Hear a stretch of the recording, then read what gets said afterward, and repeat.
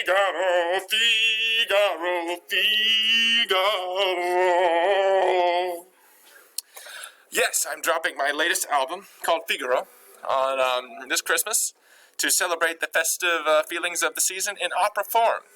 Feel free to watch it in your favorite quarantined room of the house as you enjoy the sweet sounds of Christmas through my perfect rendition of Figaro.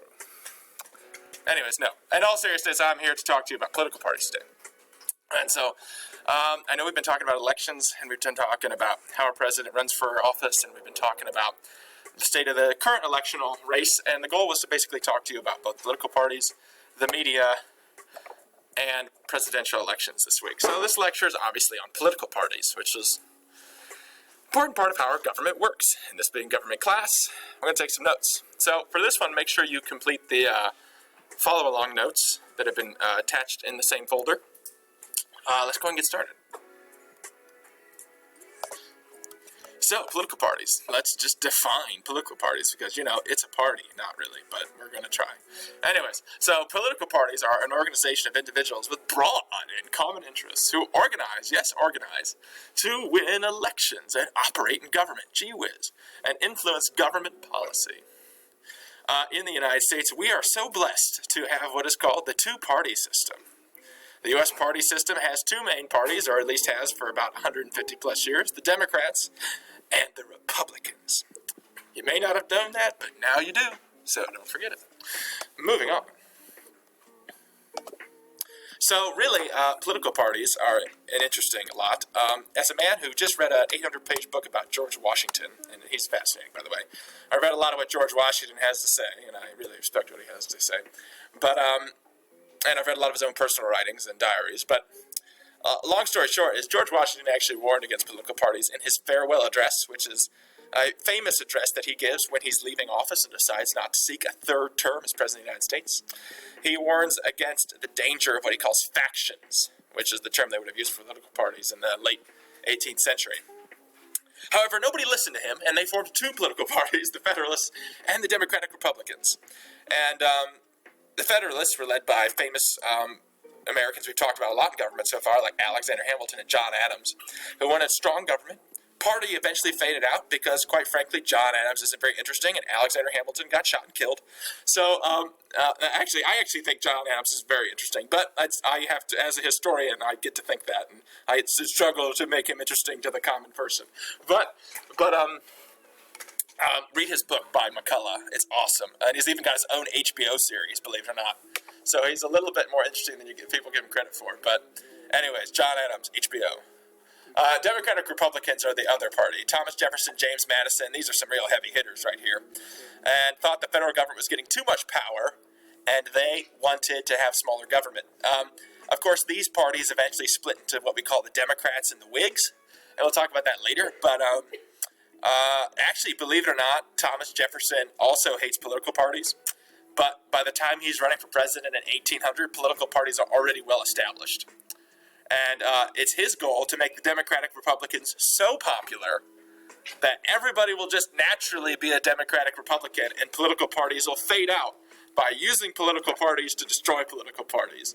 Interesting concept. Believe it or not, for about 30 years this comes true. Democratic Republicans dominate early American government, so much so that even their presidential candidates run unopposed. James Monroe in the election of 1820 had no challenger because nobody was going to beat him.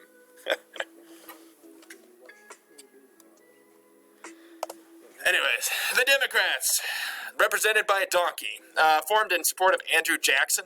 So the donkey, obviously not the most appealing animal in the world, actually becomes the symbol of the party when Andrew Jackson, running in 1828, is characterized, obviously, as a donkey. You might know the negative connotation behind that. I can't say that for YouTube and user reasons, but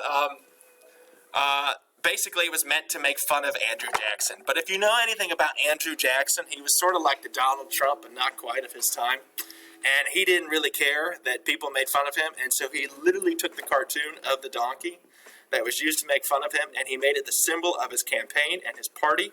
And alas, the Democrats are still represented by Andrew Jackson's donkey to this day.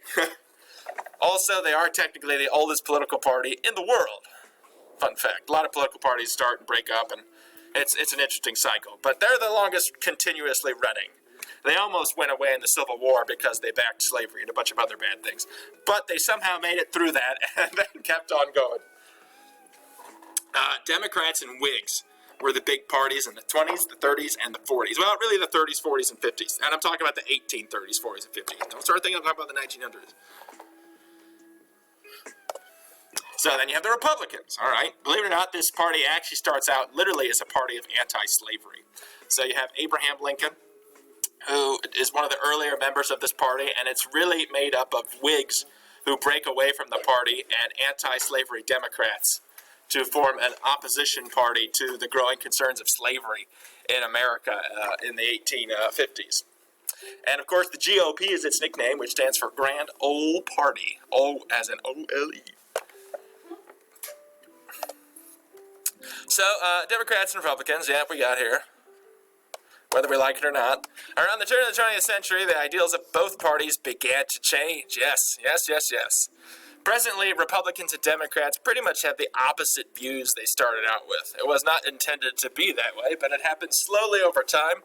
I think you can really blame the Great Depression and, of course, the Civil Rights Movement for changing people on a lot of issues. But they're pretty much opposite of what they started out as.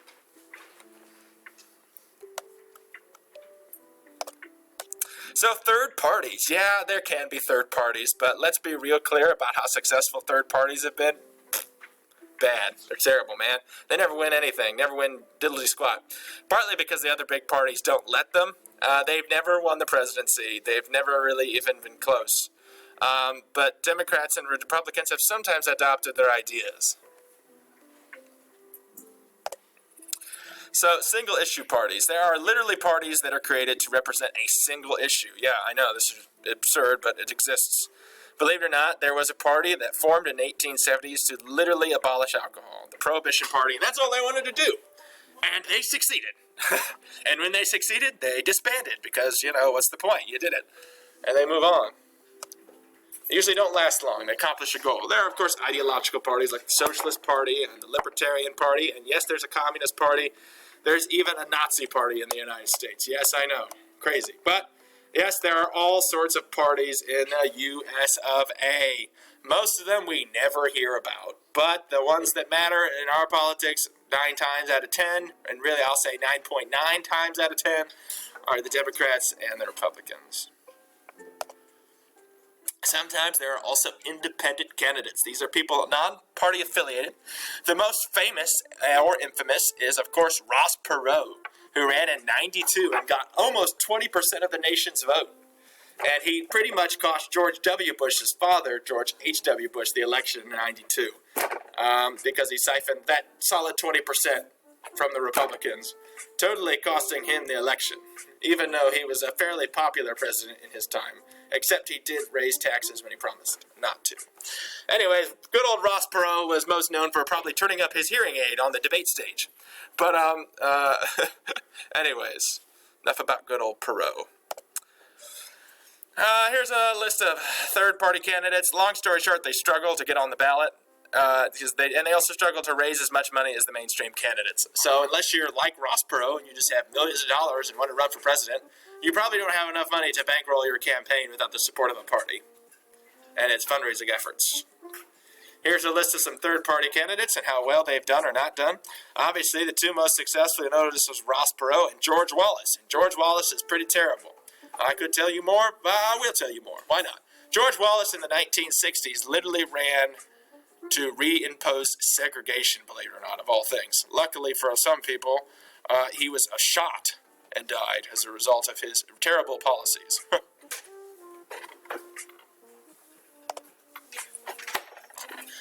Multi-party systems, one party rarely wins enough support to completely control government. We're talking about other parties. Yeah, the U.S. is a two-party system, whether we like it or not, but there are other party systems out there in the world. There's the multi-party system. One party rarely wins enough support to completely control government. In Italy, there are literally 40 political parties, and they're all kinds of messed up.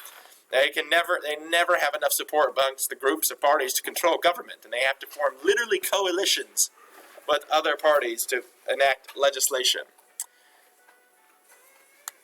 There's also the one-party system. This is a dictatorship, really. If you only have one party, you're talking like communist China, Nazi Germany, all other parties are banned or outlawed, and it's not good. All political parties have this funny little thing called a platform. And no, I don't mean we're building houses. We're talking about beliefs, positions, and stuff on issues like abortion and the death penalty. Basically, each party says, this is what we believe in. This is what we want to accomplish. And voters get to read the platforms and decide which ones they agree the most with. Typically, these are written at the conventions that we talked about in our previous lecture.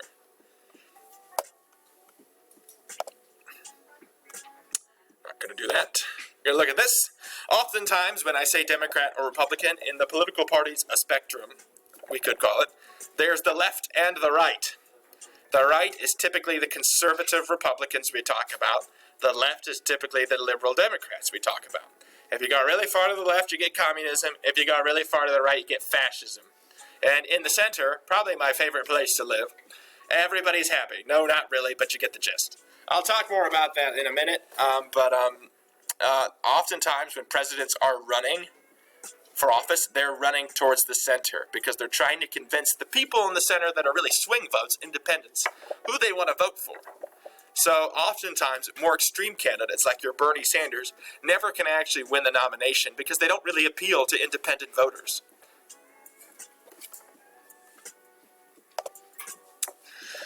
So some basic differences to think about when you think about Republicans or Democrats, and we'll have more to talk about. You're going to take a test. But is their beliefs is how much government should be involved in the lives of Americans. Democrats, federal government should be directly involved in your lives, regulating all sorts of things, to prices and insurance and how much food you eat even. Republicans, federal government should be less directly involved in your citizens' lives. So they want to do nothing. Ideally, that's how they feel, less they can do for you. That's how government's supposed to work. Now, both parties try to adopt moderate positions to avoid extreme radical positions, as I mentioned, to attract other voters. It's why you never get normally candidates in the far right and the far left, although this may be sadly changing. People like Bernie Sanders normally don't appeal to independent voters, and that's why oftentimes people like him are pushed out by more moderate candidates, such as Joe Biden. And this is where we will leave you off today. I hope you enjoyed my fun historical lecture of political parties in the good old U.S. of A. Please email me at ksearcy@spartandale.org. And also, please check out my new Christmas album, Figaro, available on Spotify and also iTunes, and also available in disc form on the internet. It only costs 5 small payments of $29.99 and is available from now until we have a special sale actually going on right now. If you buy 1 album of Figaro, you can get 2 albums free. So if you'd like to, please check out my music. Figaro, Figaro.